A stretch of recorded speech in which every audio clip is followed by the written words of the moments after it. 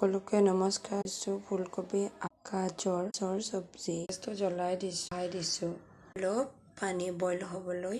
এতিয়া ফুলকবি বইল হ'বলৈ দিছোঁ। কাশ্মীৰী মিৰ্চ জিৰা পাউডাৰ আৰু আদা নহৰুখিনি থেতেলাই বিলাহী দুটা ওলালোঁ বহাই দিছোঁ গৰম হ'ব। কেৰাহীখন গৰমতে তেল দি দিলোঁ।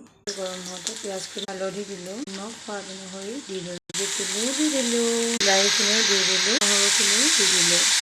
গোটেইখিনি মছলা মই দি দিলোঁ। গেছটো জ্বলাই ল'লোঁ, সেইটো বহাই দি চব্জিত দিবলৈ মাছখিনি অকণমান কাজু কিচমিচ লৈছোঁ কুটি পেলাই। কাজু কিচমিচখিনি পানী দি দিলোঁ, জুইটোলৈ আহিছে।